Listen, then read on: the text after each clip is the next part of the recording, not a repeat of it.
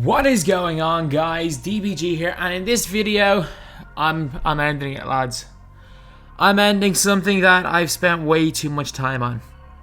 I'd say in total I've probably spent about 70 hours maybe over the last 3 weeks. About 3 hours a day probably on average, and I'm not even halfway there. I have spent so much time trying to get this freaking Steph Curry card that I no longer want to play this game anymore. This Steph Curry card is exceptional. It is exceptional. One of the best cards in the game. I have no doubt about it that everyone who gets this card is going to have one of the best cards in the game on their hands. A fantastic card who will be a dominant point guard in the game, realistically, until about March or April. However, not until about March or April, until about January or February. However, I just can't do it anymore. I just can't do it. The season agendas, seeing the playoff underdogs, we had Kyrie Irving. I was half tempted to lock in this entire set just to get like Latrell Sprewell, but man, I just don't want to do it anymore.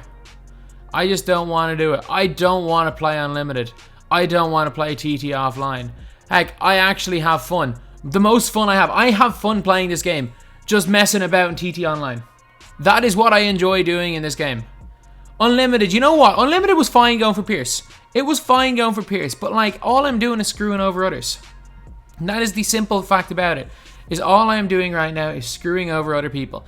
Every win I get while trying to evo up someone like a Kyrie Irving, who in fact sold for 200,000 MT. Massive amount of MT. But all I feel like I'm doing is I'm just screwing over the other guys that are looking for Paul Pierce. And to be honest, it's not like when I said yesterday when I saw Kyrie Irving, I'm saying this right now, Kyrie Irving is the best offensive point guard in the game right now, apart from Steph Curry.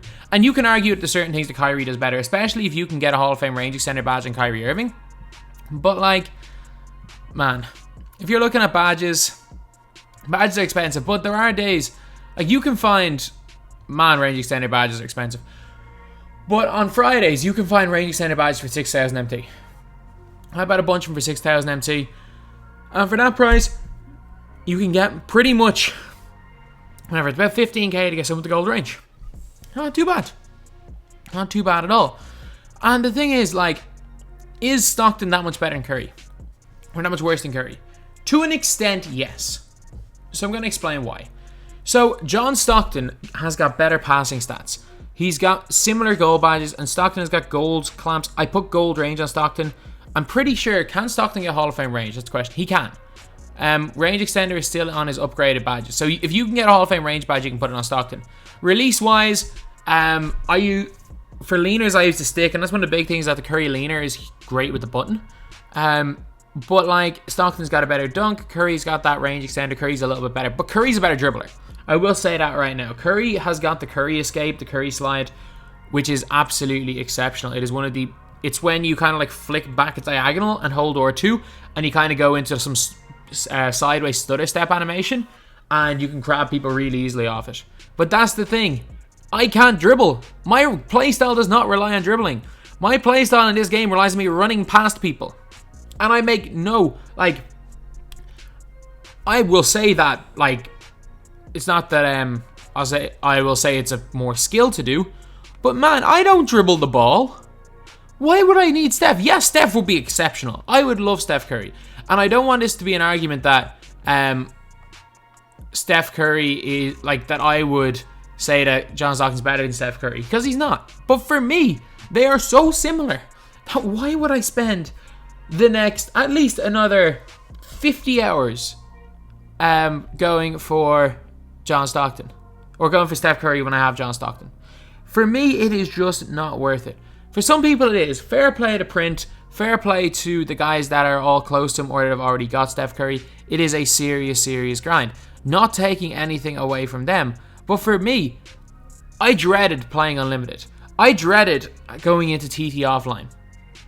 I dreaded having to think, oh, I have to just grind against the CPU for domination. For me, that was not enjoyable. And it's probably you can probably tell from the videos. Heck, I've stopped streaming. I've stopped streaming because my whole thing was, I'd rather just do stuff for the Steph Curry grind instead of streaming in those hours. I don't really want to just be bored playing domination against the CPU while live on stream. And the big thing is this grind right here. And this is not a whole thing on 2K saying that the grind should be easier, because I don't necessarily think it should. There is currently 17 days left in this. If I really wanted to, I could get him. If you played this game for 2 to 3 hours a day, you could easily get Steph Curry. For the hardcore players, a hardcore player is someone I would consider to play maybe 2 hours this game a day. Most people that play 2 to 3 hours of this game a day and they actively go for Steph will get Steph. They will definitely get Steph. I don't think it is going to be the craziest grind in the world. I don't think they should make it easier either. I don't think they should be make it, unless in the very last week of Steph Curry they want to start releasing a bunch of 10,000 XP challenges, and then for something like winning 10 unlimited games, maybe then I will go for Steph.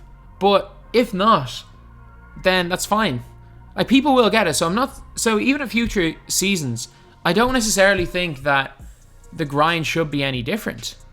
Just for me specifically, it's not worth it. It is not worth it. Like, all of this stuff right here, how much MT it's cost me, for me, it is just not worth it. So yeah, that is just kind of my logic. As well as that, look at the point guards we've got. You can put Huff clamps on Kyrie Irving. I want to see, is there a Kyrie Irving Huff clamps? So let me just have a look to see. So not Huff clamps. You can put Huff range extender and Huff clamps on Kyrie Irving. I just want to see, is there any 5 Hall of Fame badge Kyrie Irving that anyone has put that badge on? Because if somebody, okay, there's a 5 Hall of Fame badge Kyrie Irving here. Handles for days. Nope, that's a Huff tight handles Kyrie Irving, Huff ankle breaker. I still don't think you even get ankle breakers, so I don't necessarily know which one of those is the new badge. But for example, if someone does put Hall of Fame range extender on Kyrie, because I'm pretty sure that even Kyrie with gold range is in his upgraded badges. Oh, I'm wrong. You cannot put Hall of Fame range on Kyrie Irving. But there is definitely guys you can't put Hall of Fame range on. Or you can put Hall of Fame clamps on him, I'm pretty sure. I don't think you put Hall of Fame range, whatever way it is. But still, the difference between gold and Hall of Fame range is not that big. It really is not big. It's not big enough to be a major factor. But like, John Stockton's already got gold. You can put gold range on him. Heck, it's in the upgradable badge, isn't it? Range? Yeah, you can put Hall of Fame range on Stockton if you want. You can probably maybe put Hall of Fame range on Sleepy. Yeah, you can put Hall of Fame range on Sleepy. The fact is that, is it worth it when might be stages to just get a Hall of Fame range extender badge? The real difference between Steph Curry is that range extender badge. But we've got so many great point guards. We got Stockton, we got Sleepy. Basically, we can get a bunch of cards. There's going to be releases I prefer to Steph Curry's. Kyrie Irving, you could argue, is offensively as good. And then you just never know what we're going to get. Looking at play, I know we may not get any unbelievable point guards because of the whole playoff dimers pack, but we all thought that. But then they went and gave Kyrie Irving and playoff underdogs. What's going to be the next playoff pack? Because you've got a point guard and playoff stoppers, a point guard and back-to-backs, a point guard and playoff dimers. And it looks like you've got point guards bigs in all of the sets. So you just never know what we are going to get. Heck, we might get flashback. We won't get flashbacks on Friday. I don't know why I said that. We might get a promo pack on Friday. We might get a new Idols pack, which could be something insane on Friday. You just never know. And for me, I'm willing to take my chances that we're going to get a card that is equally as good as Steph Curry. And yeah, it might cost 150k MT. Or if it's really sought after, it might be a John Stockton situation where he's 100k MT, maybe 150k max, and I'm going to have that MT. I'm going to be sitting on the guts of 300k right here. I got a bunch of RSDOs waiting in my auction house. I have got cards that I'm willing to sell. Like, I'm going to sell Paul George soon. I like Kristaps. I'll keep Kristaps. Wow, there's no reason to sell Luis Scola right now. I'm probably going to go and sell... actually, don't really have any of them. I will definitely sell Jamal Mashburn. He's garbage. He's a garbage man. I will sell Jamal Mashburn straight away. I can easily make... I've got Giannis to sell. I can be sitting on 500k right now, and I can guarantee you that if there will be a card 95% to Curry, if you don't consider John Stockton that before the end. And you know what? It's just, for me, it is just too much time. So anyway, yeah, that is just a quick video for why I am not going for Steph Curry. So anyway, that's the video. Thank you guys for watching. Please like, comment, and subscribe. I think you only love me cause I'm popping. This a layup, this a rebound, then it's robbing. Tyson with the fade, not the hair, my hands rocking. When I link with ball